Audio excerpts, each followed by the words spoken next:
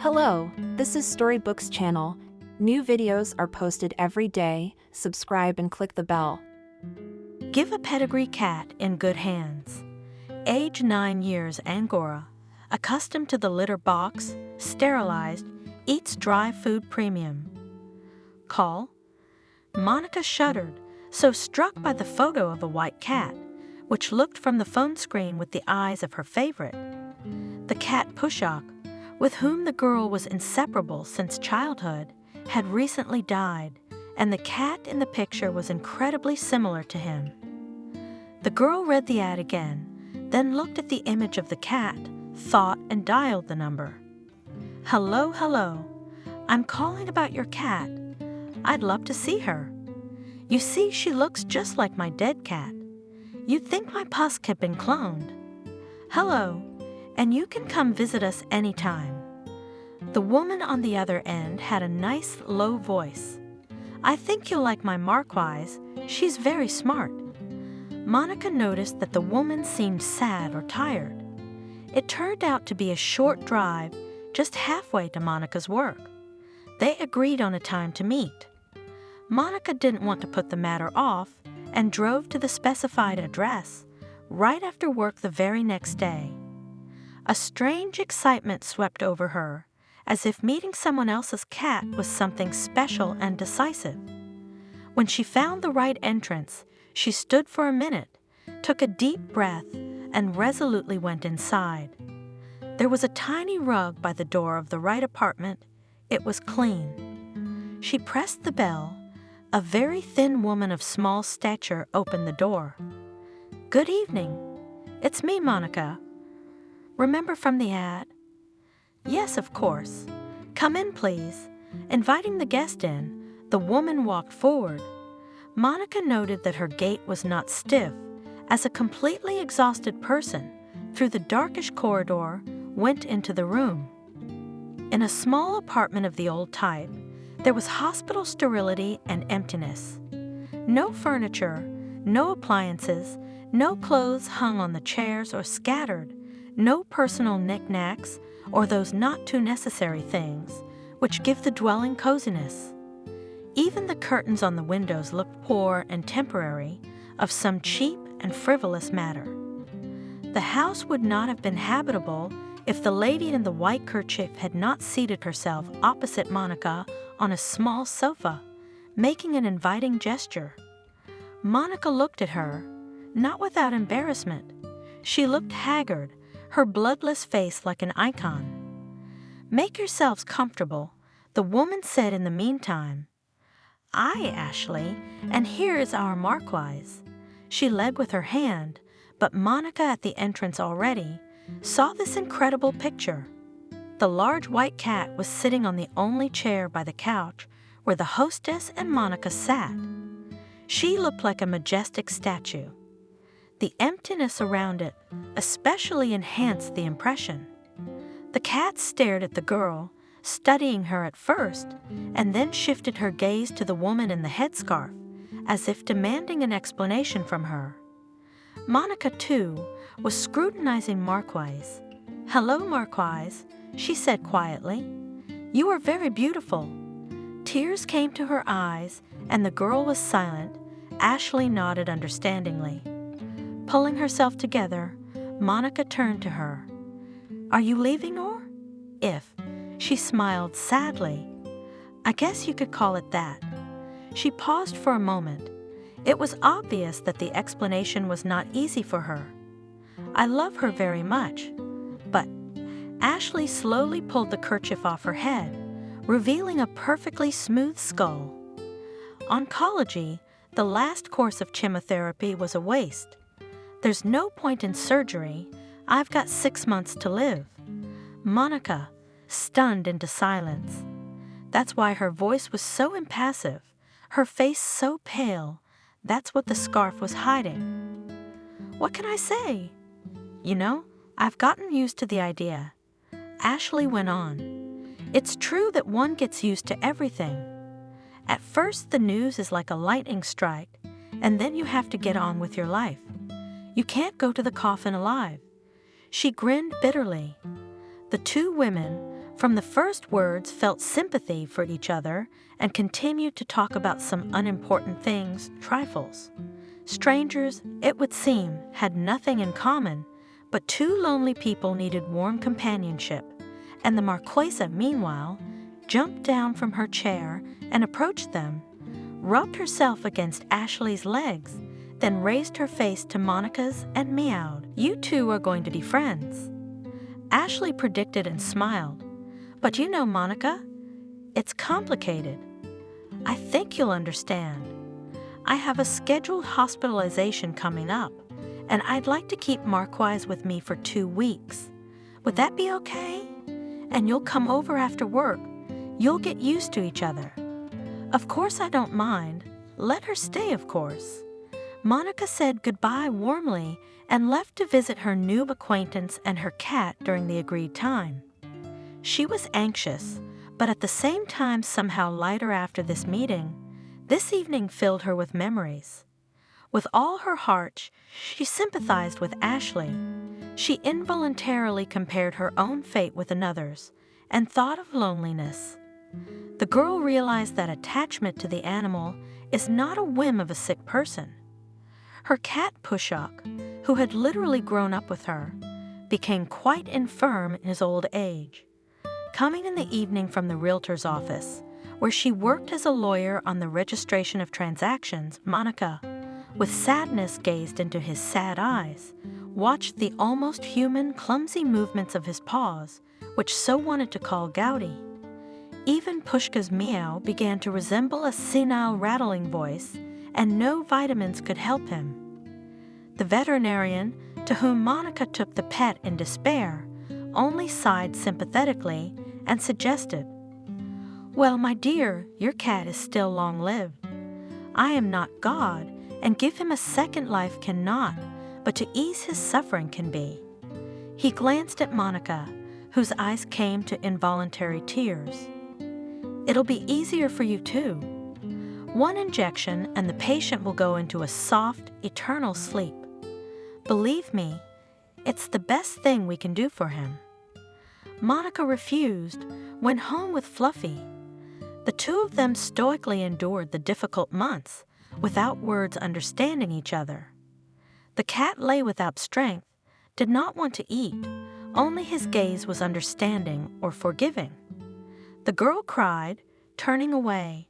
She was sure that Fluff would feel her despair if she showed him her tears.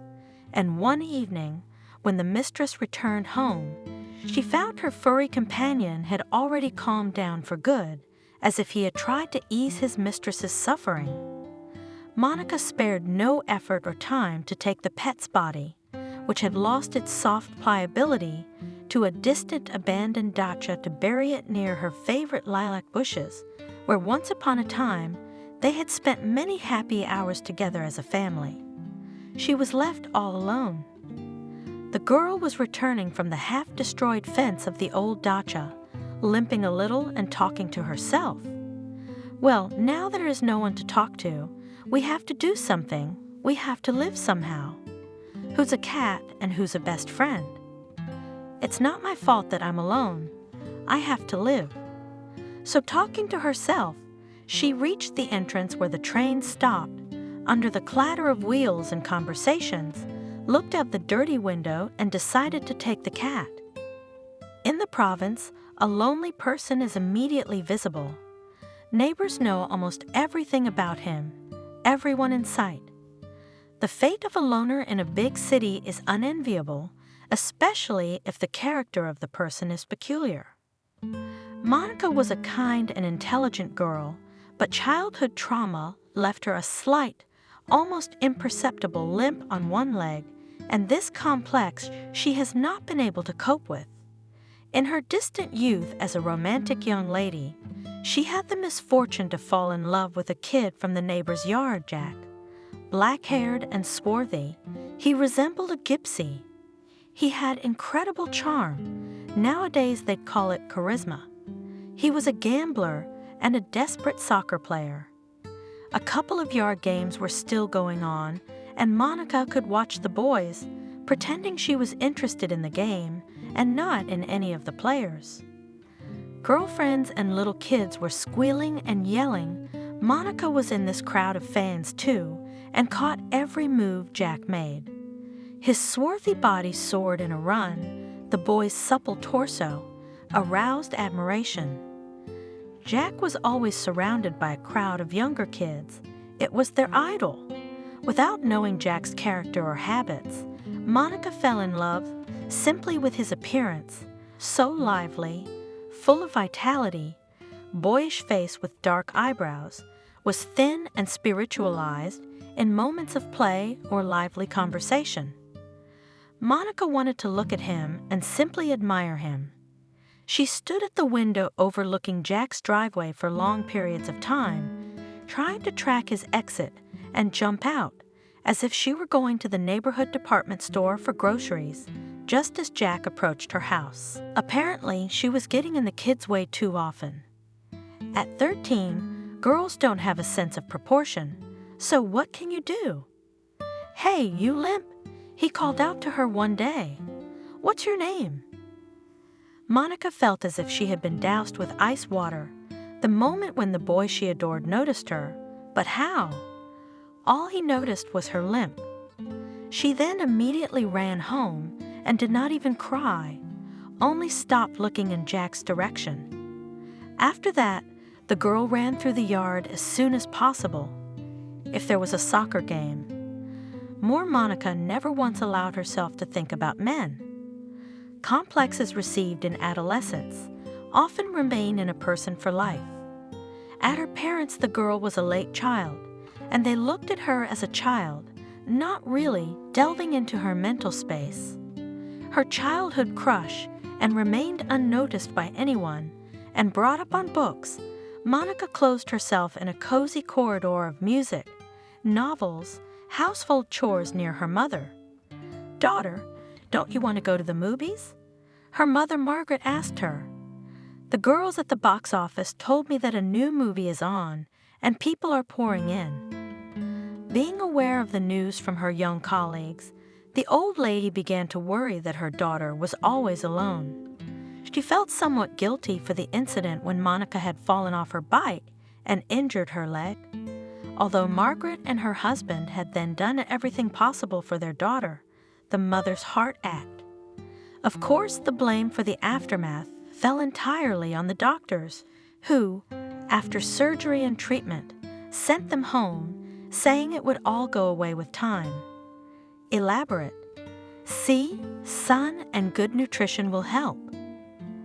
Elderly spouses took their daughter to the sea, as they lived frugally and could splurge for the sake of her health, and nutrition was out of the question. All the best, Monica. In general, Monica was the one unique flower in the family garden. Margaret herself got married quite late. The daughter who had been stuck in girls was persuaded by her parents to marry their good, modest accountant, who had taken care of her sick mother until the age of 40 and remained single. The new family took shape. The spouses were completely satisfied with each other. The birth of a daughter was a happiness unexpected and almost unreal. That's why Monica was unconditionally adored by her father. Well, Margaret even allowed herself to dream of grandchildren. Having successfully graduated from the law faculty of the local university, Monica began to work, changed several places. She took root, oddly enough, in a noisy and crowded real estate company, helping employees and clients in drafting documents and guiding them through the authorities. The screaming girls, the young boys who ran through the office, were comrades at work, but nothing more. Monica was like from the last century, big gray eyes, dark wavy hair, and a tall, slender figure. But the main thing, of course, was in her smooth movements and manner of holding herself, as if she had just stepped out of a picture of the life of counts and countesses. So her cold restraint kept her from getting too close. She was always on a first-name basis with people. At arm's length, the life of the family flowed peacefully and softly. Parents very quickly after each other went into the next world. very modest, inconspicuous people who bore their duties all their lives as they should, and when they grew old, they passed away one by one, as if they were bound together. So Monica stayed with Pushka and lived quietly, not suffering from the absence of relatives and friends. After all, there was a kind friend who had given her his warmth and affection since her early childhood. Now she had a new relationship ahead of her. Monica stopped by Ashley's house a day or two later. "Hello, Ashley. It's Monica. Can I come by again tonight?" She'd call before she left her office. She was always happy to see a new acquaintance, treating her to tea from her meager supply. Monica, seeing the embarrassment of her new friend, brought her a little something so as not to embarrass her. She was an excellent worker and earned quite well for her position. Deals were made a lot, despite the crises and cataclysms that abounded in the last 10 years, and a good lawyer, both clients and realtors appreciated. But each time the guest became convinced that Ashley ate like a bird, and most often she had no appetite at all. The only food she accepted with joy was food for her favorite cat. Here Monica did not skimp on the most, what is to say, premium. Oh, perfect timing. Just sprinkling the last of it on her. Ashley's eyes lit up at the sight of the bag for Marquise. The woman looked away immediately, embarrassed by her poverty and not admitting it. Marquise will have to get used to me. Maybe she'll realize that I'm not unhealthy and accept food from me. Monica explained her in, smiling at Ashley. She didn't want to embarrass the sick one. "And where did you get such a gorgeous cat?" she asked. Ashley smiled weakly. It was obvious that the memory pleased her. "Oh, that's a very interesting story," she said. Funny and sad at the same time. Then she was silent, reconstructing the details of that long-ago day. There was always music in our house. My parents were different. Sometimes they had fun, and sometimes my mother liked to cry, even cry, finding some far-fetched reasons. Mom had no reason to cry, I assure you, Monica. Papa idolized her, but Mama, she was a real Carmen, hot and passionate, and terribly, terribly jealous. My parents loved going to the theater and were regulars at Philharmonic concerts. And Dad once had the misfortune to praise one of our local singers. She sang the lead parts, had a beautiful voice. Her name was Lauren. Mama, of course, did not fail to show her temper. She made a scandal. Well, only at home, my sister Clara and I laughed. But Daddy wasn't laughing. So Mom asserted herself, you see. It may have looked silly from the outside, but Mommy knew what she was doing. Our intelligent, soft Daddy was also asserting his own importance. How could he? Such a beautiful wife, jealous of him, and to whom, prima opera stage, it means that he is worth it. It means that he is a real man. My God, how touching they were in their funny quarrels. And how did they make up afterwards? Dad would bring a huge bouquet, Mom would play the perfect hostess, which she never was, and cook exclusively to Dad's order. Ashley's bloodless face lit up as she told the story, became alive. It felt as if she had forgotten herself and distracted herself from her painful condition.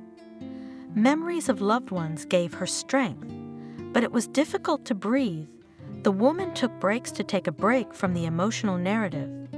And then Mom went quite far in her marital zeal, wanting to prove that she was ready for everything for the sake of Dad, suddenly offered to go to the singer and present her with a bouquet. Dad was confused, but could not contradict Mom.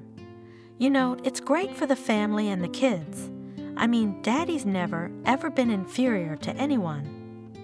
In work, in friendship, and in his love for Mom, he was faithful, acted only according to his beliefs and principles.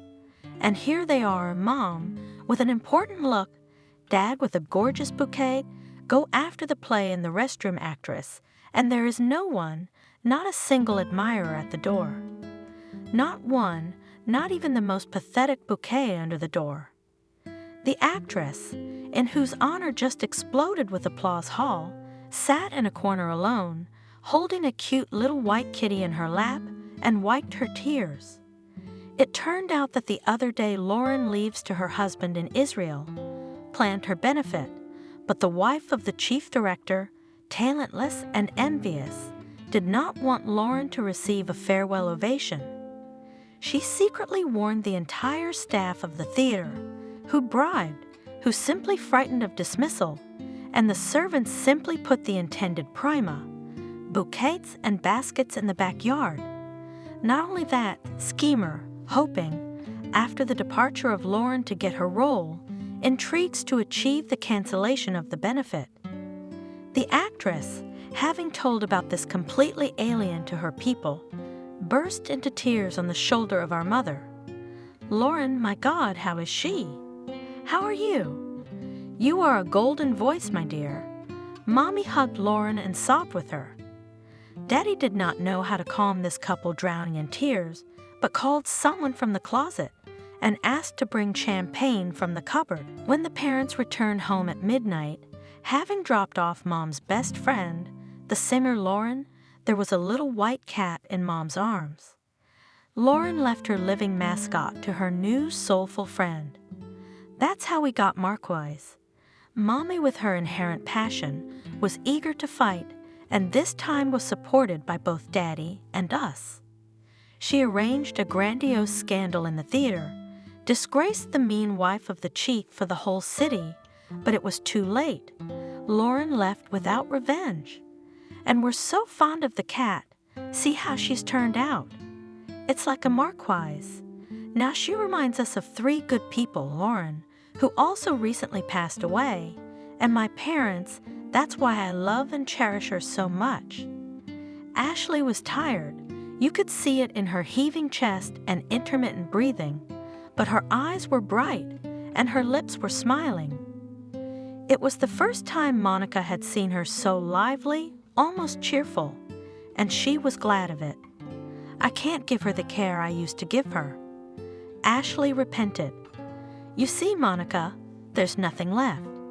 While I still had strength, I sold everything I had. I want to leave behind a vacant apartment so I don't have to go to the trouble of selling it. You have to face the truth. You're a very strong person, Ashley, said Monica, lowering her eyes. Very decent. That's the whole story of our family, said Ashley. The family was gone and the story was over. Her pale lips even slightly parted into a semblance of a smile. And my life will soon be over. I'd like to end it in some beautiful way, but I can't think of anything, and I don't have the strength, let alone the means. Eric wanted to leave William money. He was worried that the apartment had become so empty, but my boy, he's a good boy, he didn't take it. He's too honest, he's a spineless man, like everyone in our family, but I'm glad that at least my apartment will be left to my nephew. He'll sell it anyway, expand the housing in his town, I guess. It's the least I can do to thank him. Pure soul, how does he take care of me? He's been the only one who's kept me going these last few years. Isn't he going to move in with you? Monica asked. He is still working after graduation, and to live with a sick aunt is not the greatest happiness. I'm even glad he won't have time to do it. The things and the apartment are not the main thing, but I was so afraid for Marquesa. I love her more than anything in the world. This cat is the only thing dear to me. Marquise has been with me through the whole illness. Can you imagine? She calmed me down, lay down next to me on the sore spot, and after chemo, when I literally turned inside out, guarded me near the bathroom door. She calmed down only when I crawled out of there exhausted and got to bed, and from the hospital waiting for me. Now I will be calm for my beauty. You will not hurt her.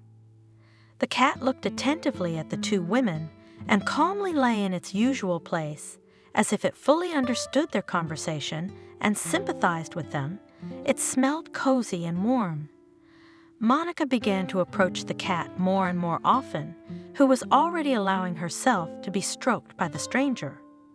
When people have little time to socialize and all the deadlines are shortened, they bond much faster than in normal life. Ashley was in a hurry.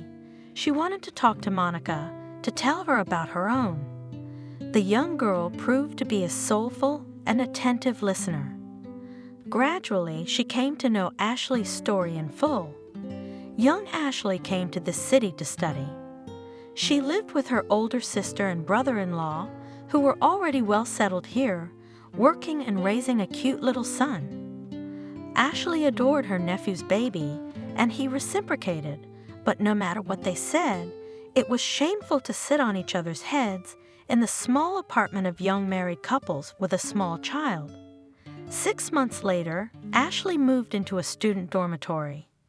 "Why are you leaving?" Her sister Clara, as thin and white as Ashley, was indignant.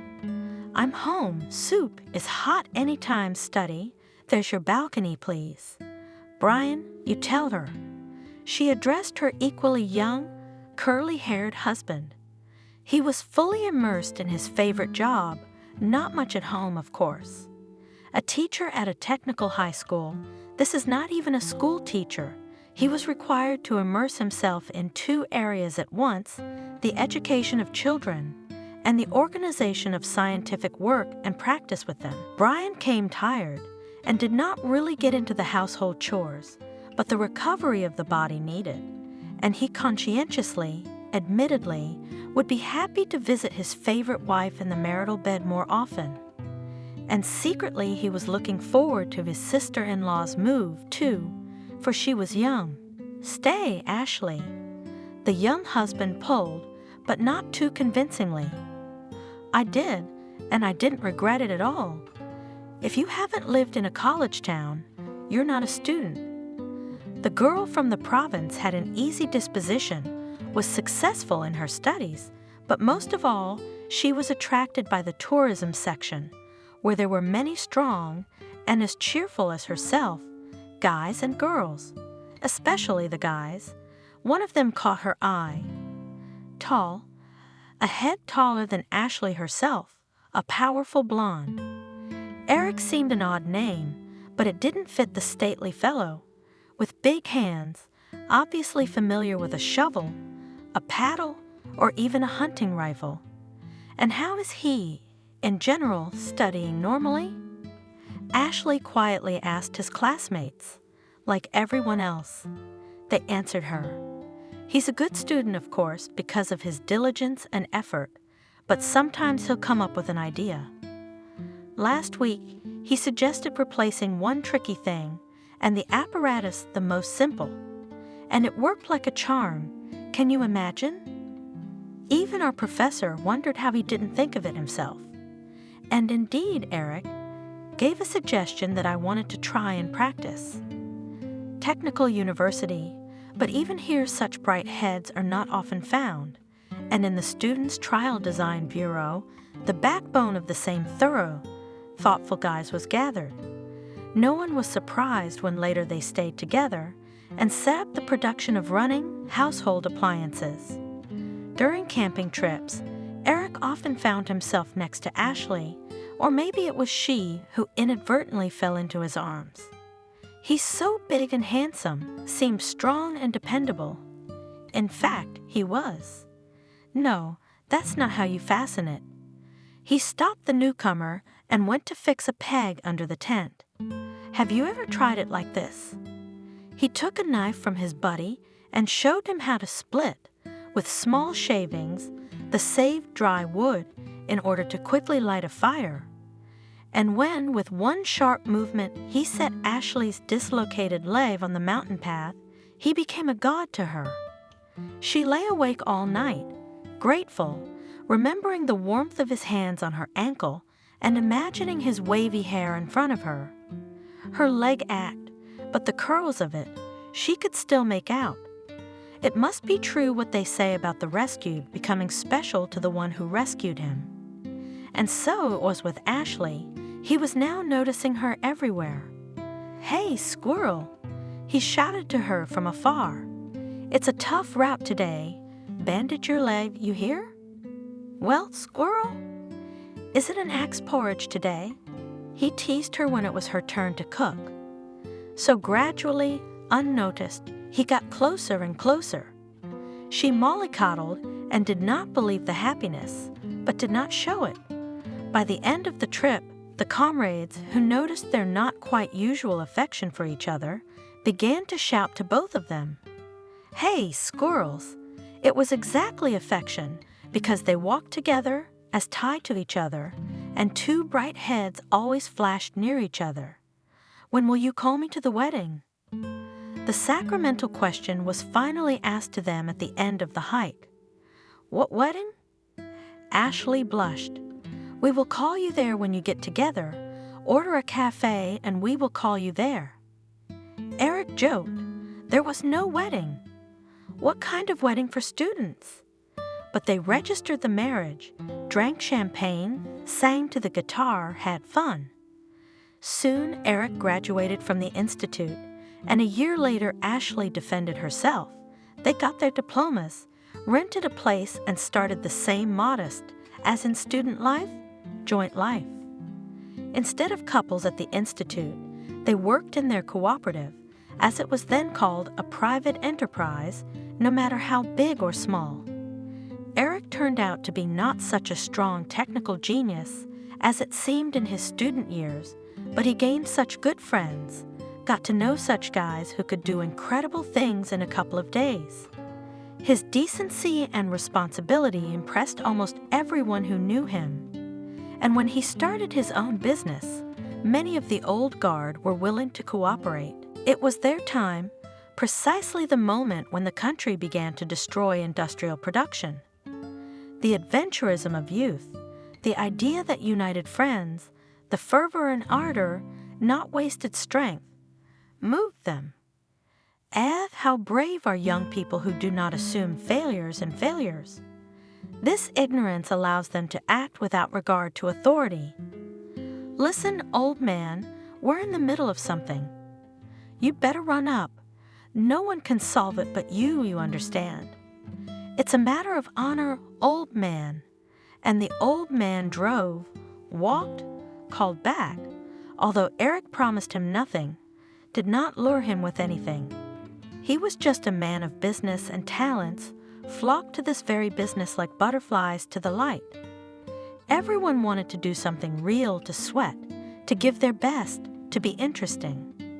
So that steam would come out of their ears, and then a sigh of relief would come out of their chests. "That's it. We found it. We did it." "Eric?" Ashley told him.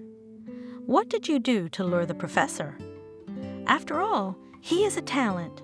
He will win the Nobel Prize if he gathers his inventions in a pile and shows them, and you keep him in a smoky booth where there is nothing to breathe, not to think about. My little squirrel, you don't know anything about sausage trimmings." Eric hummed, grabbing his little wife by the shoulders and putting her in front of him. "He didn't come to the office. He came to us, understand? Well, you do what you want, but people shouldn't work in these conditions." Ashley spoke. "Let's calculate how much we need for new windows, furniture, again to renew. The computers are state of the art, but they're on shabby, almost dumpy desks. Come on, I'll order it tomorrow, sign here." Eric, scratching his thick hair, sighed and signed, sometimes with a groan. "What a dump, Ashley, for God's sake. They're college desks. Your brother-in-law wrote them off. At least don't say that to him. My sister's husband had been headmaster of a vocational college for many years, and he'd helped his brother-in-law with the written and scribbled desks. How could one resist the charm of kinship? The two families lived amicably, meeting on holidays at the dinner table, but not so long ago Clara and Brian moved to a neighboring town where their son studied at the institute. Ashley, though she was not an accountant by specialty, from the first days was engaged in the payroll of employees and other small matters to which Eric could not reach his hands. A woman's eyes saw the world differently, and sometimes her wife could see things and poke Eric in the nose in his short-sightedness that he marveled. "Really, Ashley? I wouldn't have realized." Years went by, then flew, and they were the same loving squirrels, head to head, solving life's questions. On vacation, the spouses in the old memory went on hikes, mastering the most difficult routes. Once they had to interrupt the trip at the most unexpected moment. The son-in-law had a heart attack. He died overnight. Nephew was only in his first year. No comrades, no life experience. Sister in a new city has not had time to recognize anyone. In addition, in a terrible grief, confused. The funeral arrangements fell on Eric's shoulders. Ashley comforted her sister as best she could. "Do you want us to move you back? While you live with us, we'll find a more comfortable apartment. You'll get a job. At least with Eric, there's always a part-time job in the office. You won't be lost, Clara. I can't go back there. Don't you understand?" I was in tears, Clara. "Every time I see you, my heart bleeds for the good life we had. Why did you think of moving?" He could have worked in his college, but no, he had to go to production. These plans, this nervousness, and Clara was crying and wailing again, unable to talk about anything else. Eric went home. Things were busy. Ashley stayed behind to help and support her sister, at least for the first time. She was well aware that Brian had no chance of survival. That was what the doctors had explained after the autopsy. It was such a case that a heart defect does not manifest itself in any way during a person's life, and it is impossible to be saved from its manifestation without knowing about it beforehand. However, Clara did not want to hear this. She fixated on unbelievable options to save her husband and blamed herself. Ashley almost all the worries of her sister took on herself, and the wake for 9 days held, as Clara remained indifferent. "What's all this for?" Clara said. Would it bring Brian back? And she started crying again. It was impossible to sort out the dead man's personal belongings in front of her. Either she might just become hysterical. Ashley and William tried to get through this burdensome business as quickly as possible when she went to the cemetery. She went to Brian's grave every day and came back in tears. Neither son nor sister could resist. How can you keep a person from loving someone, even if it's a dead person? No matter how much I try to help, but to survive the death of a loved one, each must himself. Ashley had a job waiting for her, and Eric could use the support and care of his wife. But here? Clara should come out of her depression in time, and the absence of her sister will only be good for her. Otherwise, she will continue to live in her fragile shell of grief, unconcerned, disconnected from business, and worrying about her student son. If William didn't break through that wall between mother and everyday life, no one else would. That's what Ashley assumed. It was with a heavy heart that she left her two close, but now lonely people. Long conversations and shared affairs with her nephew had brought them even closer together, and now Ashley called daily not only to her sister, but also to William. "Oh, Aunt Ashley," William lamented.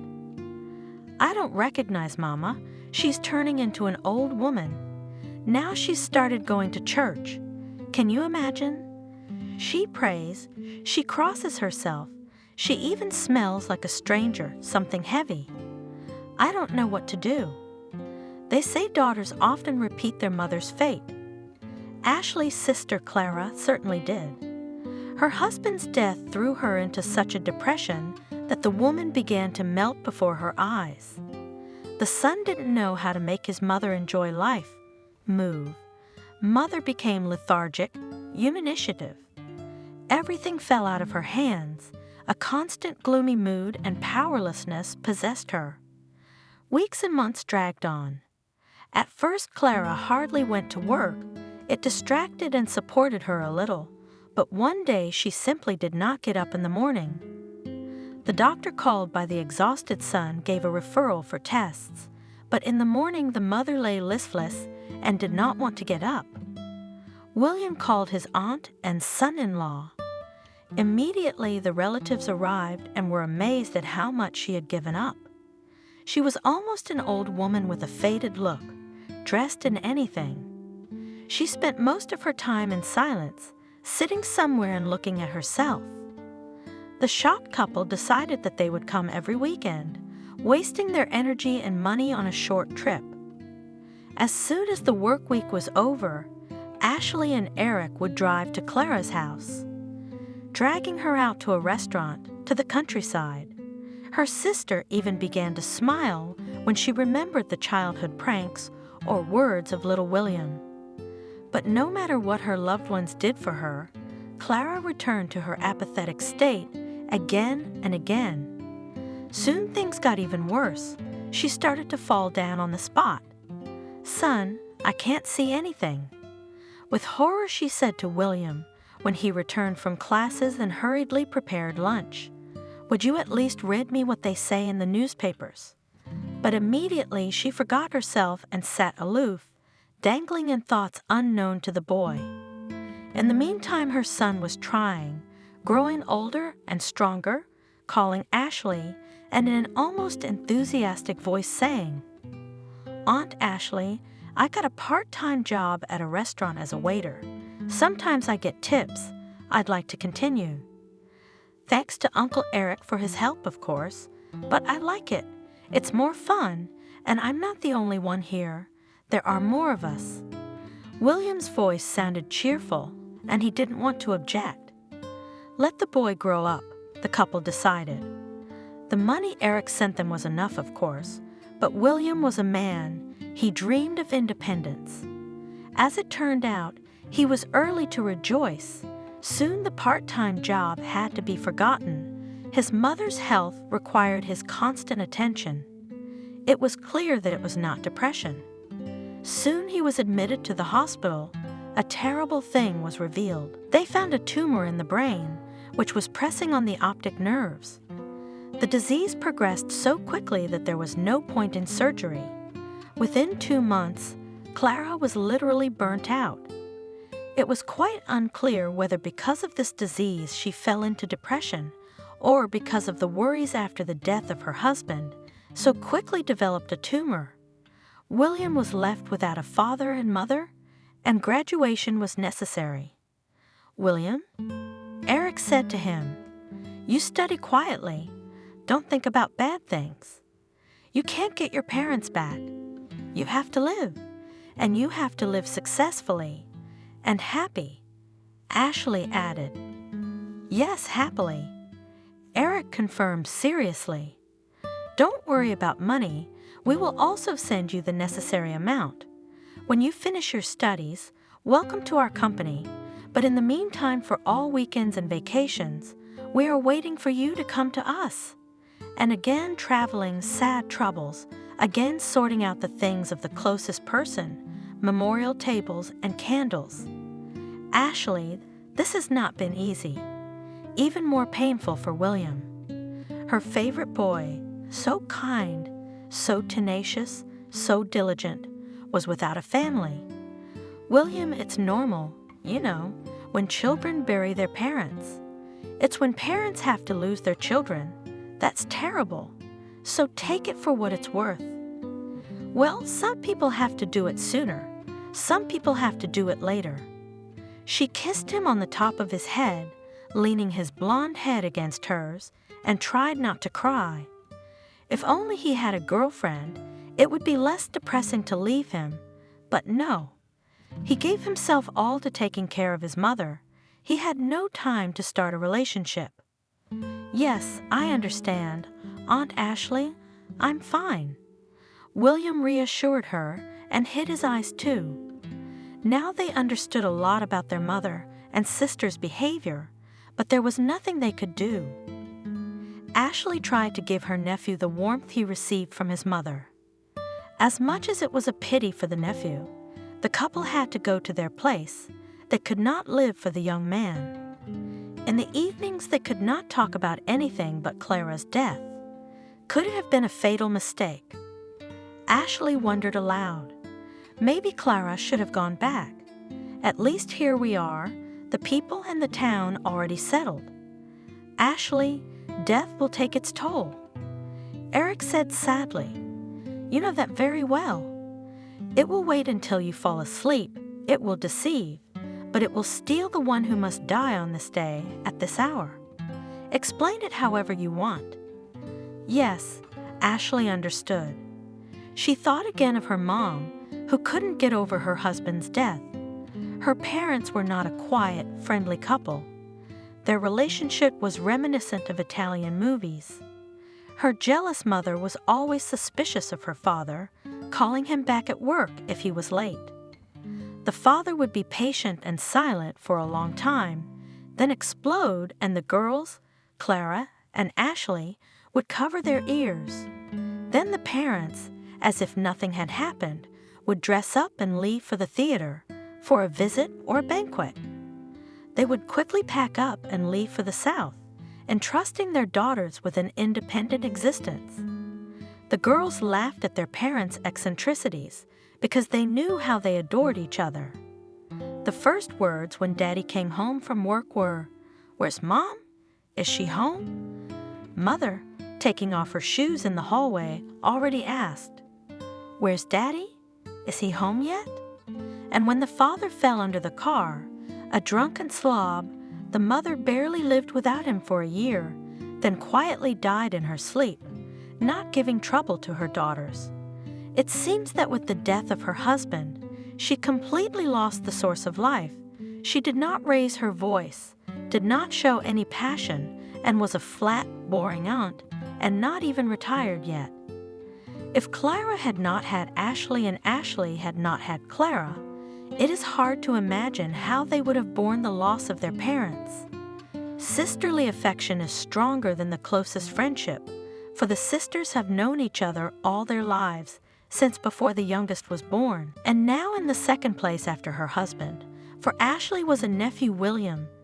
Ashley herself, God, did not give the child. In their youth, the couple did not suffer about it at all. They had enough of each other's society. They were never bored. So many interesting things around, so many topics for conversation and discussion. The most interesting thing is that they were together or near each other day and night, but Ashley never had a desire to get away from her husband, what is called in long married ladies, to take a break from him. Apparently Eric felt the same way. "Aren't you bored with me?" Ashley asked him. "You've got smart men in your office, and I'm just so-so here." "So you have such smart men in your office?" Eric laughed, "And I'm not much of a man either." He came up to her, ruffled her blonde hair, and said, "Squirrel, it's good that you are a squirrel, isn't it? How much paint do other wives spend to cover their gray hair? We save money, and the main thing is that it's forever. Where are we gonna spend the savings? The wife would pick up on it. Come on, William, why don't we buy something fancy? Let the girls hang all over him." "Let them." Eric waved his hand. "Remember, I had sneakers and fancy jeans. If it wasn't for those clothes, you wouldn't have hung on me for anything." And they continued to tease each other and fool around as if it hadn't been so many years since that romantic time of their crush. Life is just as beautiful despite the time. Sunshine, green trees, mountains, if you drive a bit in the right direction. When Ashley decided to take her women's health seriously and try her luck at childbearing, it turned out that it was too late for her to worry about it. Perhaps some hereditary reason played a role, or maybe the distant hikes gave such a result that children are no longer obtained. Whatever. Eric waved his hand when she told him about the unsuccessful visit to the doctor. Not everyone has to be a parent, and not everyone can. We have William after all. Lucaville maybe just wanted to appease his wife so she wouldn't have an inferiority complex. Ashley will recall this moment many times later. But how do you know how the husband really felt? And what good would it do? You can't get back what you've lost. They are vivacious, full of youthful vigor, have already visited so many countries, it is now easier to travel comfortably and still hike as they did 15 years ago. This summer, William is away on an internship. Why don't we seize the moment? Eric suggested to his wife, "Where have we been?" "Let's go mountain hiking." "Look at the route." "Oh, that's a whole new direction." "This is my dream." Ashley was happy, light, slim as a girl. She was good-looking and still young in appearance. Her health had never failed her up to this point, but this summer's trek was not going to be easy for Ashley. Already on the train, she felt short of breath. As she stepped onto the platform, her heart clenched. "You look pale." Eric was worried. "Woman's Day." "It's not like that, is it? It's just stuffy." Ashley hastened to refute his suspicions. "It will pass in the air, and what air there is here." And she put her face into the fresh breeze. The climb up the mountain again brought her breathing difficulties, and she felt dizzy and dizzy. She seemed to have walked only a little, but she was already exhausted and sat down right on the path on a large boulder. "All right, let's go down," Eric said sharply. He helped his wife to get up and dragged her down. The descent took a long time, and the couple stopped from time to time so that Ashley could rest. She was put to bed at the bottom, but her strength was too slow to recover. The injections given by the paramedic on duty did not help. Ashley and Eric were driven to the nearest hospital by random hitchhikers in a large Jeep. Other vehicles would hardly have been able to make the journey, or rather, off-road. Eric spent the night in a chair in the hospital hallway. In the morning, he could barely wait for the doctor to examine his wife. Alas, the doctor's hands folded. "Your wife has something more serious than fatigue or malaise by the looks of it. I suppose a CT scan is necessary, and we don't even have a decent X-ray machine." The elderly doctor sighed and thought for a moment. "You know what? We'll keep her here for now, help her body to gather strength, and you contact a serious medical institution. Then you'll know exactly where you're going, and your wife will be able to travel more easily. For now, I would recommend that she rest." A frustrated Eric shook the doctor's hand and went to call his family. They had almost no family left, so they had to look for friends who could help. Calling all the reserves and resources, Eric drove his wife to the Central Center, put her in a good clinic, friends helped. Narrow specialists suspected the same thing. By all symptoms, it was him cancer. Death, which sneaks up and gnaws into the body stealthily, sneakily. After the necessary time for the examination, Ashley returned home. Even though her sister had died of cancer, she didn't want to believe in this damn diagnosis. How could it be? She asked her husband a question for which there was no answer. "I didn't drink. I didn't smoke. I'm perfectly happy in my personal life. My work is fine." After all, they write that this disease comes from stress, worries. She faltered. Clara's sister also considered herself a happy woman, but it happened as it happened. "Ashley, you don't worry." Eric took her hand. "Medicine doesn't stand still. While you heal, your body will fight, and the scientists, meanwhile, will think of a way to finally defeat the disease. Let's fight till the end, we'll beat it." Ashley believed her husband. Otherwise, how could she live? He had always been her support. And now she also felt that she was not alone in the face of the disease. Eric never gave her a reason not to trust him. Never once in his life failed in major matters and issues. all decisions were made together, in concert, so she threw herself into the fight of her life. Drank all possible medicines, used folk remedies, in time to lie down for routine treatment in the hospital. At the same time tried to stay awake to look after herself. Before my eyes stood the image of a sick sister with faded eyes, waving her hand and eerily indifferent to her appearance. Ashley loved her husband and wanted to remain for him the same desirable and sweet little white girl she had always been. She believed that together they would conquer the disease. Eric was touchingly patient with her, stretching out the hard and dark days when the disease worsened. Weeks of remission came quickly as she took walks, watched movies, read books. Every minute she felt her husband's care, unfailing and unobtrusive. And also, there was always her beloved Marquise. She felt the mistress like no one else. Fluffy Friend did not remember the evil, because the owners always left her alone in the cat cattery when they left on a trip or went camping. But the cat forgave this to people because she was attached to them, and she had already developed an addiction to this mode of existence.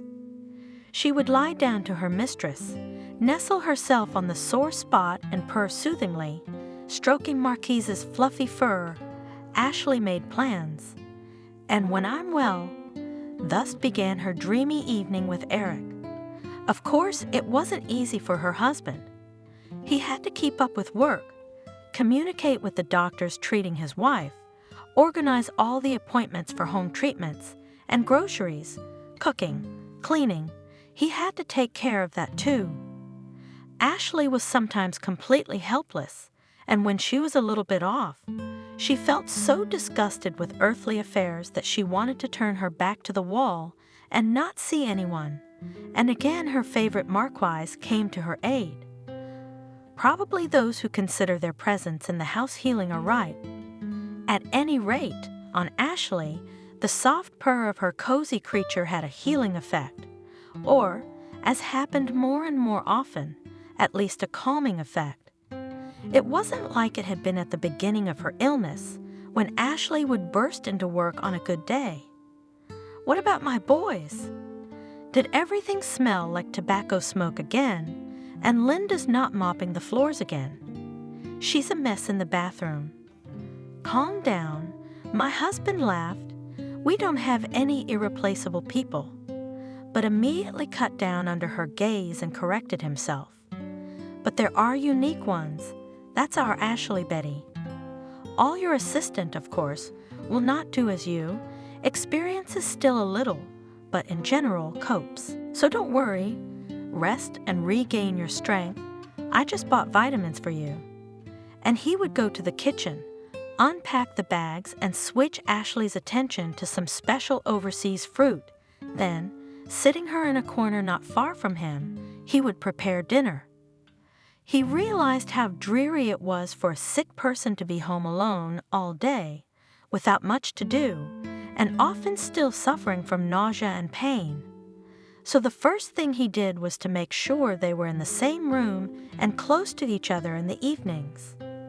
Ashley had been preparing a helper for herself for a long time. It was a young woman, Betty, from the local area, a widow with a small child. Because of the child, she was both needy and unable to work full-time, only studying. She was hired part-time, and Ashley soon became convinced that Betty was diligent in her attention to detail, and she began to trust her with more and more important cases. True, she didn't much like Betty's way of talking and loud, annoying laughter. Well, what can you do? It's a new generation. They are so educated and have no complexes, which is also considered good. It works quite well. And still at first Ashley was worried, not for her position, no, for the job, just for how they would manage without her there. But Eric was well aware of the situation in the office. He reassured her. You trained Betty yourself, and you know she's a smart girl, she's trying. So everything's all right with us, and the salary, and the comfort of the workplace. It would seem, what else is there?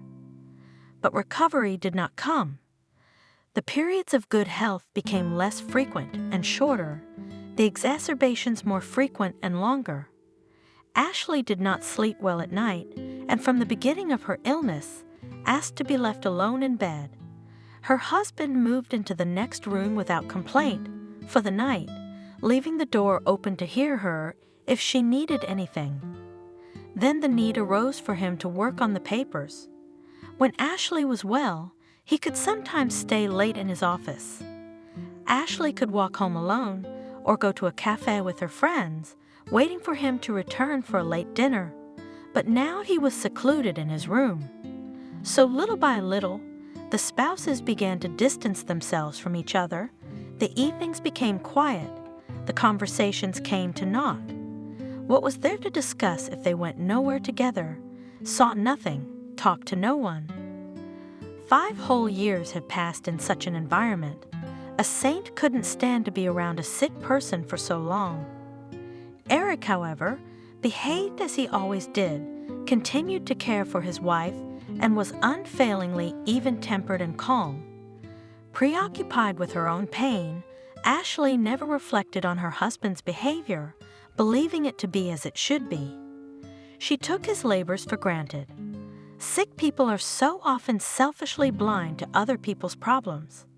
Increasingly, she had to resort to sleeping pills and painkillers. Eric had long ago handled these himself masterfully, too, like a professional caregiver. Ashley had loved his big, warm hands since the old hikes. They were the skillful, strong hands of a masterful man, but there was a special, gentle strength to them. Or maybe it seemed that way to Ashley. Today he was administering an anesthetic to her, and after the injection the patient lay quietly, turning away as always to the wall, covering her eyelids, listening to what was going on outside. At this time in the kitchen, where her husband was clearing the table after dinner, his cell phone rang. Eric, in a muffled voice, started the conversation. It became clear who he was talking to, the woman who had joined the company in her, Ashley's, place when she became ill. The specifics of the job were so well known to Ashley that she could guess Eric's interlocutor by 2-3 phrases. Yes, it's Betty, of course, a business conversation. But suddenly, his tone changed, cooing, intimate. She knew? Come on, sweetheart. Eric spoke, muffled by his beautiful baritone. Everything will be all right, just a little patience. Tonight?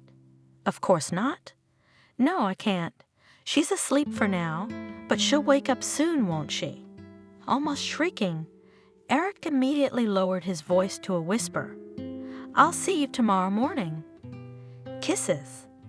Ashley couldn't figure out what this conversation meant. But in general, everything is clear and understandable. Her husband and this rude young lady have a relationship. But is that how it works? How is that possible? It's her husband, her own, the only one, the first and the last. He's caring, he's attentive, he's perfect. Ashley didn't sleep a wink, her temples pounding. Caring, attentive, perfect. Pretending to be asleep until her husband retired to his room for the night. Then she gathered her strength, with great exertion, trying not to make noise, stole from the mezzanine suitcase, with which once in the happy days of the two of them, traveled abroad. Her husband was in the next bedroom, breathing evenly and calmly. She knew his habit, only put his head on the pillow, sleeps like a dead man. She gathered his things more calmly and put them neatly. She took the suitcase to the kitchen beforehand, while it was empty. She knew that she couldn't lift a full one and wouldn't carry it. She looked at the closet shelves again. That's it. I think everything. I packed the essentials. I sat in the armchair until dawn, either in oblivion or in a half-slumber, but I had no strength to think about what was happening. The faithful Marquisa nestled at her feet. It was morning. I heard Eric get up, go to the bathroom, then into the bathroom. Ashley got up from her seat and went into the kitchen. She poured water into the kettle and lit the gas burner. "You're not drinking tea today," she said, as if to herself, but it was addressed to her husband. He had just entered the kitchen, wiping his face and neck with a snow-white towel. "Good morning. How did you sleep, little squirrel? Why are you up so early?" He reached for her with a kiss, but Ashley pulled away and he almost tripped over the suitcase. "What's this?" Immediately his face began, before Ashley's eyes, to lose its features. It was very frightening to see. There was one man standing in front of her, and in half a minute there was another, completely lost, crumbling, a stranger. He understood everything. "Go away," Ashley said calmly. "I heard you talking." "There's a child in there, Ashley," he said after a moment's silence. "A son, he's 3 years old.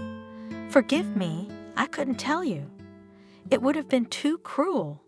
Were you hoping I'd die and never find out?" asked Ashley in an alien voice. "I'm sorry there's no way I could die. Then you'd be married. Go away." Eric silently picked up his suitcase and left. Ashley looked at him and wondered how this man who was so dear to her, was now suddenly a stranger. How could it be? She was in a sort of suspended state, in a stupor, unable not to cry, not to curse her lovers. She froze and then went to the window, then sat in the chair, staring thoughtlessly in front of her. I couldn't realize what had happened, and a day later I ended up in the hospital, in a very bad condition. "Did you have some kind of stress?" asked the doctor, a nice dry woman, a little younger than Ashley herself. "No," dimly Ashley answered, though it was clear from her voice that yes, of course she had. This time the treatment was very hard and slow. An ambulance had been called by a neighbor. There was no one to take Marquise to the usual place. Worried about the cat, who was left without care and supervision for the first time, Ashley called her nephew. "William, try to come, please. I'm begging you, honey. The cat's all alone in there." I didn't have time to warn anyone. Ashley herself did not understand why now, after so many days of loneliness and patience, large tears rolled down her cheeks. Before, she had been like a dried-up pond with cracks in the bottom, dark, soulless, dried up. William was upset that his aunt was in the hospital again and promised to come soon. He was quite satisfied with the squeezed-in business trip when he asked in surprise where Eric was. His nephew had indeed arrived. He was to not only take care of his aunt, but also to be a thimble to listen to Ashley's difficult account of what had happened. "Aunt Ashley?" he said, hugging the thin woman. "You're strong. Do you remember how you took care of your mom? How you explained everything to her so well?" "I can't do that. But you realize you have to live, don't you?" "And Uncle Eric?" "Let him live once, maybe." "You're right." Ashley supported him warmly. "Let him live. As long as he's taken care of me, I should be grateful to him. Don't you, William?" She looked inquiringly into the young man's eyes, but he averted his gaze. What could he say? How could he, to answer for a grown, strong man? Everyone makes his own choices. From that day on, the boy helped his aunt in every way he could. He came at her every call, took on all the cases that required walking, visiting all sorts of instances. He also communicated with doctors and delivered medicines. It was good that he was well regarded by his superiors at his workplace, where he worked for the second year after graduating from the institute. Realizing the need to travel, they let him go, gave him time off. Once William came to bring his aunt from the hospital, and decided to clean up so that the apartment was at least clean. He was scrubbing the floors when the doorbell rang and Eric stood on the doorstep. "Hello, William," he said hello grimly, not showing surprise. "Hi." William was a little confused. "Don't you have a key?" "Yes, why not?" Eric pulled a rattling bunch out of his pocket. "It's just inconvenient, so I wanted to give it back to Ashley." "Come on in." William moved aside to make way. "I'm cleaning the floors because Aunt Ashley's being discharged tomorrow, so I thought I'd freshen up the air, so to speak." Eric held himself as stiffly as a guest. It was obvious he was uncomfortable, and the conversation was not going well. Meanwhile, William boiled the kettle, put cookies and butter on the table, and made tea. Having poured it into cups, he moved it to the guest and made an inviting gesture. "Well, let's drink tea." All his movements were practiced, taking care of his mother, gave the skills of housekeeping. Got to the lad. Thought Eric, he coughed embarrassedly. And here I am." The boy looked at him uncomprehendingly, but so bright and ingenuous was his look that Eric himself did not realize how he had talked about what was troubling him. "You can judge me, of course." He began. "Yes, I'm a traitor. Ashley's my only love, but it just so happens that this woman—" He hesitated, but he didn't call Betty by name. "She turned out to be pregnant, a casual affair, fleeting, but it kept me going. You see, she was silent, but she kept looking at me like that. And I was tired, I weakened. That's the way it came out." William listened to him silently, keeping his eyes down. When Eric sighed heavily and clutched his head with both hands resting on his knees. "And then my son was born, and that was it. I couldn't leave them. Now the son is 3 years old." They sat in silence. Then William said, "Uncle Eric, I'm not your judge. You've always helped me. But I know one thing for sure. Aunt Ashley would never leave you. 5, 10 years, all her life she would have been with you. I know she would." Eric almost whispered, "I know, which is why I don't apologize." He rose heavily from his chair and put his keys beside the cup, not touching the tea.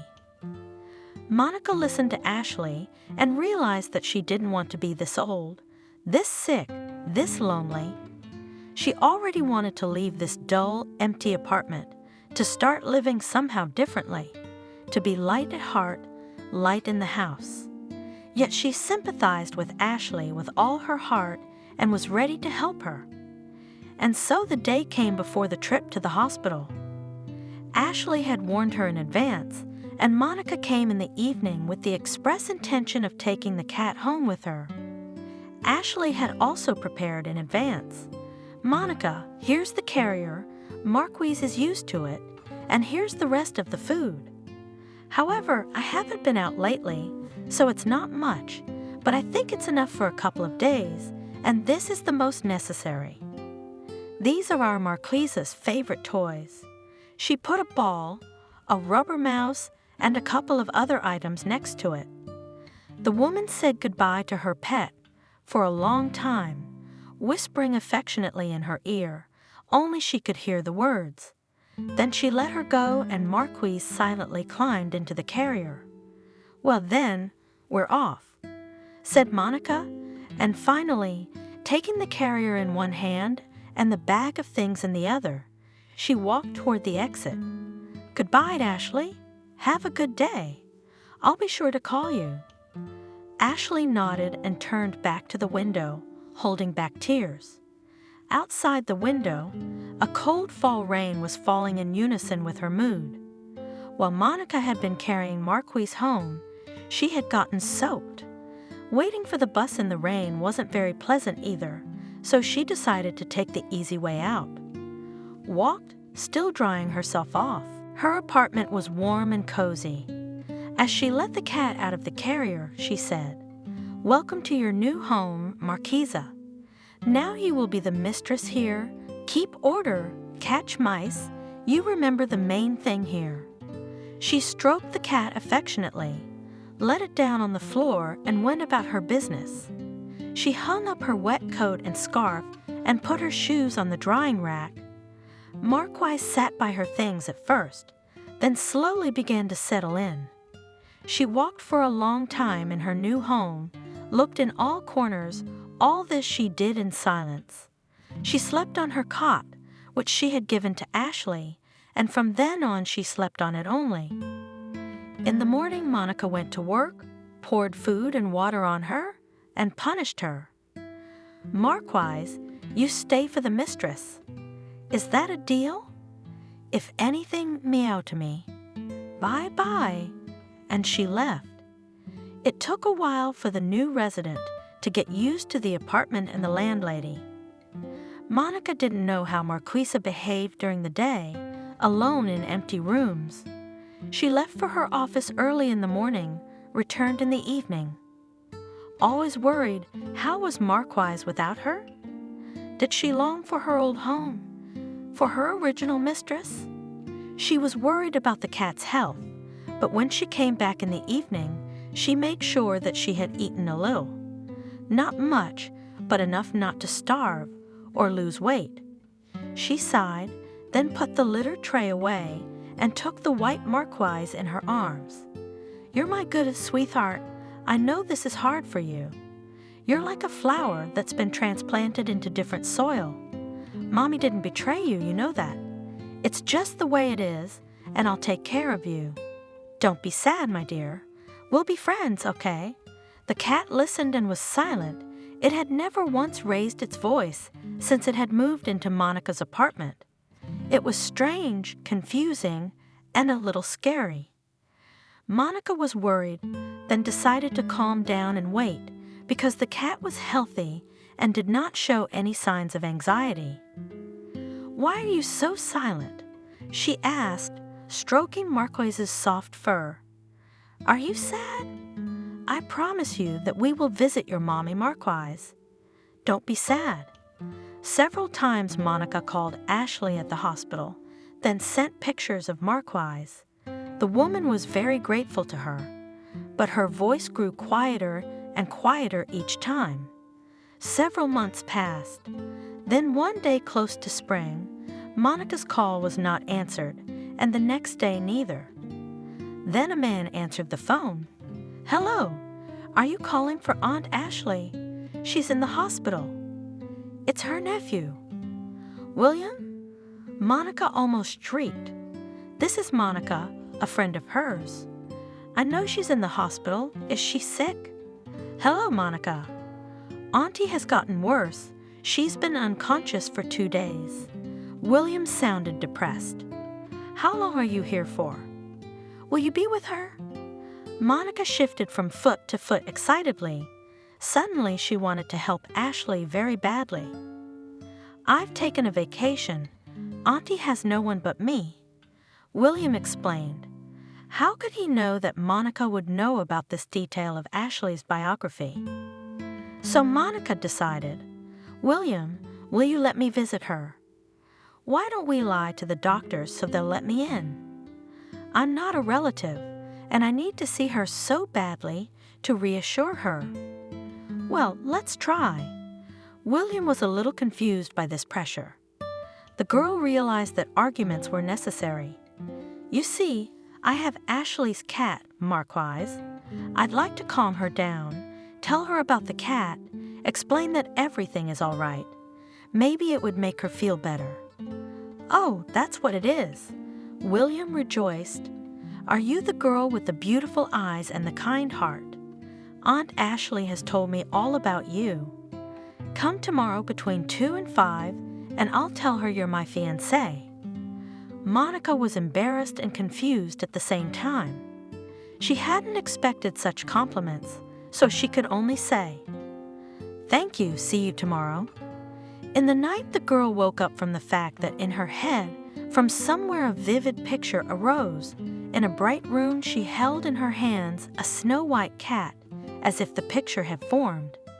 Yes, she must make her way to Ashley with Marquise. The drive to the hospital, With the cat in her bag was easy, but at the hospital itself, Monica chickened out.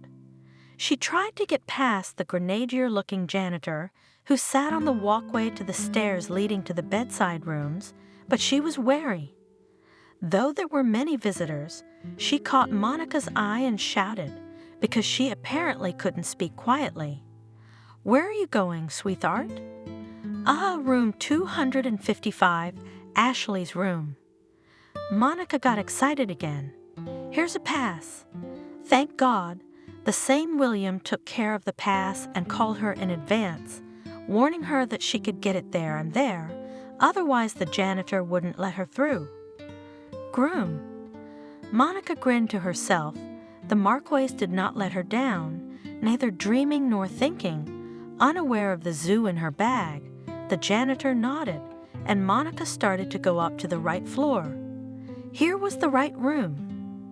Opening the door quietly, Monica prepared to see Ashley's dead face, which was the only reason the reality didn't stun her. Ashley lay with her eyes closed, her mouth outlined, a thin line of bloodless lips, her breath moving the sheet on her chest almost imperceptibly. Had there been other patients in the ward, Monica would hardly have been able to recognize at once the mistress of the Marquesa, so changed was she, and the formerly thin and pale, now Ashley's face, had quite lost its individual features, had become as if a symbol, a sketch of a human face. A dream, Monica thought. This is my dream. The room, already painted white, was even brighter from the sun and the snow outside the window. It was a depersonalized, lifeless white, frightening in its perfection. It took some getting used to. Monica stood at the door for a moment, then slowly approached the patient's bed. Carefully she took the cat, which had made no sound so far, out of the bag and carefully placed it on Ashley's bed. The Marquise, without a glance at the foreign walls, at once lay down beside her mistress and began to lick her hands. Monica was astonished at this instant foundation. "My God!" she whispered in respectful horror. "Marquise, did you recognize her?" And then the cat screamed. The sound could not be called a meow. It was a wild cry, never heard before by Monica, as if the animal were in terrible pain. The Marquesa was bidding farewell to her mistress. Terrified by the heart-rending moans of Marquise, Monica grabbed the cat tightly in her arms and rushed out of the room, then back down the corridor, up the stairs to the exit, leaving behind her bewilderment, turmoil and horror. She could not see how the orderlies and nurses ran to the room of the patient. Patients who could move independently to find the source of the terrible howling, paralyzing and inspiring animal terror. But what she knew for certain was that Ashley had stopped breathing that very night, not long after she and Marquise had fled the hospital. And Monica was finally convinced that she had been right to let the two loving souls, human and feline, say goodbye to each other. Then came the funeral.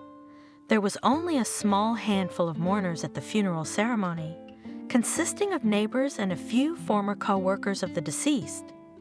A young man in his early 30s stood close to the coffin, his face expressing genuine grief. Monica guessed that it was William. As they began to disperse, Monica approached him to introduce herself and offer her condolences. "I'm sorry to have to meet you under such sad circumstances," she said. "Your aunt loved you very much." "Thank you, Monica," he said, shaking her hand with a light, musician-like motion. "It was a great comfort to Aunt Ashley that you agreed to take care of her cat. She said she was completely at peace now." "Oh, really?" Monica was embarrassed. "I'm fine with the Marquesa. Would you let me visit her?" asked William. "Yes, of course." Monica explained how to get to her from Ashley's house, where William was to stay for the first time, and they said goodbye. At home, Monica sat for a long time without doing or thinking. The cat was already used to meeting her mistress at the door and waited patiently for her to separate. The girl went to the armchair, took Marquise in her arms. She murmured some quiet words, then faintly hummed some forgotten songs that suddenly came to mind. Such 5 minutes in the evenings became their custom. Marquise received the warmth of human hands, listened with pleasure to the soft female voice. Monica relaxed, stroking the white smoothness of the cat's back, and listened to the purring of the animal. "Here we are, Marquise, just the two of us," Monica told me quietly. "Your mother has left us, but don't be sad for her. She has calmed down now, she is well, she is not in pain, and you and I will remember her with a kind word." A few days passed after Ashley's funeral and William called. Monica invited him to visit, remembering his request to visit Marquise. In the evening, she hastily set the tea table. There was no need to clean up for her guest. Monica and Marquise's house was always in perfect order, as if in the absence of her mistress, the cat had been diligently keeping it clean and cozy. William came at the agreed time. He brought Marquise a large bag of cat treats and toys. Monica immediately at the entrance handed a luxurious bouquet of fragrant lilies, and she immediately placed the fragrant flowers in the middle of the table. The cat treated the generous gifts favorably, even tried the new balls with regal strokes of her paw. Then it settled down in its usual place and looked at the couple talking at the table with closed eyes and purred contentedly. Meanwhile, William took out a bottle of Prosecco. "Monica, do you have a corkscrew?" "Oh, I don't have one. I've never needed one." The hostess was confused. She couldn't tell her that she had been living alone all these years without merry company. Frankly speaking, her evenings were no different from the evenings of an old pensioner, and meanwhile at work, she was quite sociable and was quite attractive. "Oh no," said William resolutely. The straight line would be drawn, problem solved. The bottle must be opened and drunk. I can't afford any weakness today. How can I not drink good wine with such a beautiful woman on my first meeting? Monica, lively and cheerful, carried more and more tools. "Try a fork, and here's a knife." "Oh, wait, I have a screwdriver." And she, giggling, dragged the most valuable, in her opinion, tool that could only exist in the house of an old bachelor. Laughing at her own dexterity, William managed to open the bottle with the tools at hand. Monica brought glasses. The first toast was to acquaintance.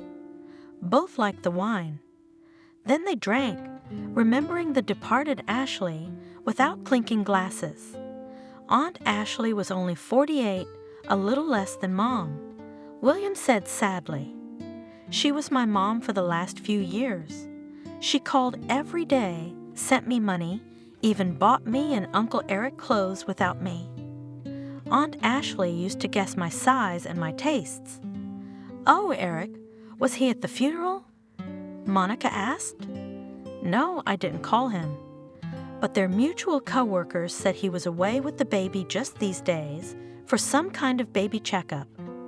You know, Monica, Ashley's aunt, didn't say anything about him at the end of his illness, but I think she forgave him.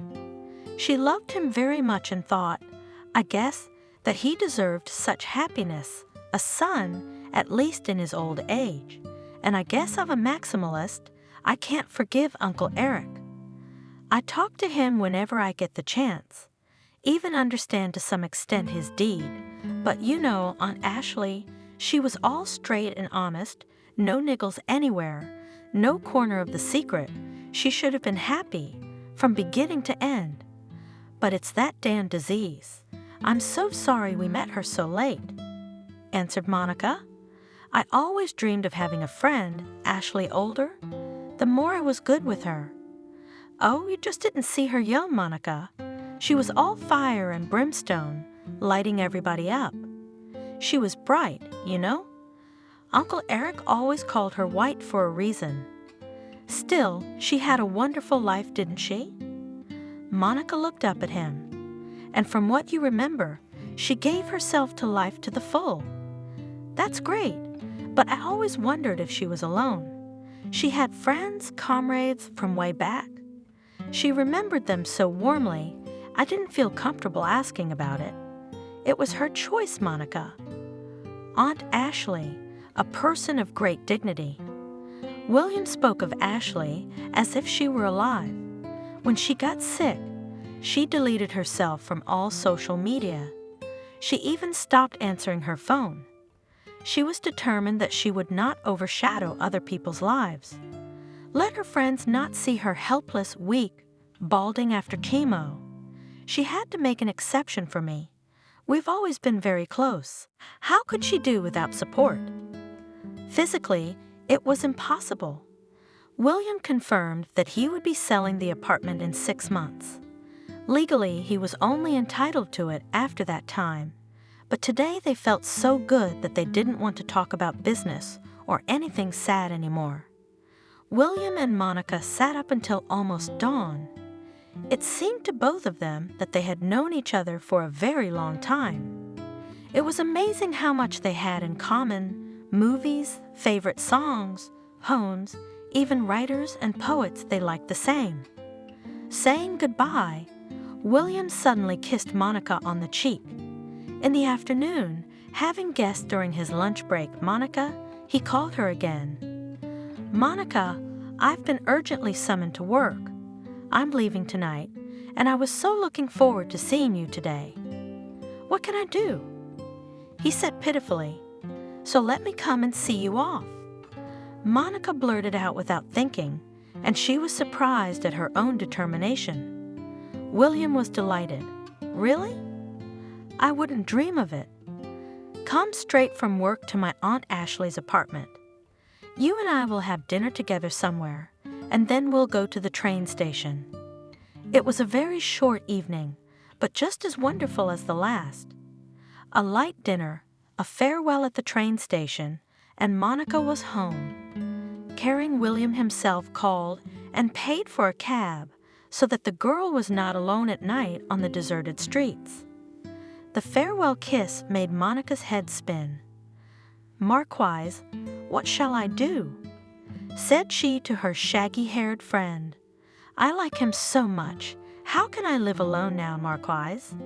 Marquise purred reproachfully in her arms, indignant. You have me. You're not alone. Monica's life was now filled with a great bright feeling. She happily got up in the early morning, squeezed her cat, ran to work, forgetting all about her limp. By the way, she used to exaggerate her handicap. So Monica decided, looking at herself again and again in the big mirror in the hallway. Even though William was not around, she still expressed and fancied herself every day. She had to look her best every minute now, and he called more than once a day. And their conversations were full of those hints, those innuendos that truly bring two people together. They developed a shared life there in the cloudy, ephemeral space that gives air to existence. Monica pictured William beside her. Yes, he is not handsome, but he is so good with his gorgeous smile, his quick, dexterous movements.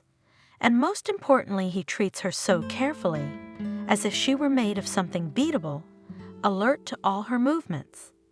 One of the sunny June days, the doorbell rang. Monica, in a kerchief and an old robe, who was not expecting anyone, came to open the door to the sudden guest. William? Monica was both bewildered and delighted. And here I am. She looked around the room, which was chaotic as usual. Monica decided to change the wallpaper and freshen things up. In the back of her mind, she was waiting for William to arrive, for it would soon be 6 months since Ashley's death, and he would have to inherit the apartment. I'll make something for breakfast. She hurried after the first greetings. No, Monica, I'm not going to let you do anything on the day I arrive. Get dressed, We're going to a nice place." They left everything in the same disheveled state and went to smoke at a cafe owned by an old acquaintance of William's. Juicy steaks, sparkling wine, fruit. Monica enjoyed it all and marveled at how much pleasantness and pleasure there was in life. And why did she think it wasn't all for her? William had opened her little joys, but he had also become her great joy. "Do you like it?" he asked Monica lovingly, looking into her face. Chewing the grapes, Monica only mooed amusedly, showing that she was at the height of her pleasure. William's arrival had a practical purpose. He was going to sort out the paperwork. Monica's help with the legal matters would be of great help to him. After lunch, they worked on the paperwork and made a plan to sell Ashley's apartment. "Honey, you may be wondering why I don't want to move in there myself and live next door to you," William asked softly, removing a curl of hair from Monica's neck. The girl was embarrassed. She had actually hoped in her heart that he would do just that, and now she suddenly pictured him in the empty and droning rooms where Ashley had spent so many sorrowful and agonizing months waiting to die. Hopelessness, everything in those walls was written by her. Sterile to the point of creepiness, the apartment was lifeless, and despite the light from the large windows, eerie. The sensation was so clear that she didn't realize she'd cried out. "No, no, William, don't live there." He understood her impulse, for that was why he did not think of Ashley's dwelling as his own. "No, Monica, we will live very differently. I'll do everything for you as you wish only. What?" Monica was scared, but it would be worth your while to begin. He paused, frowning, pretending to laugh at her confusion. "Marry me." Monica laughed, waving her arms, and then he was spinning her around the room, and she was laughing, wrapping her arms around his neck. The scraps of the old wallpaper also flew up into the air, and this strange salute was happening of its own accord in honor of their happy future union. On the window, away from this outrage, sat a regal white cat and condescendingly tweaked its whiskers. What children these people are, after all. After a few months, the young people bought a wonderful house and moved away from the noisy city. Every evening, Monica made tea in the gazebo near the house. William turned on the speakers, and the couple listened to music. The gorgeous Marquise always lay in her new owner's arms and purred peacefully.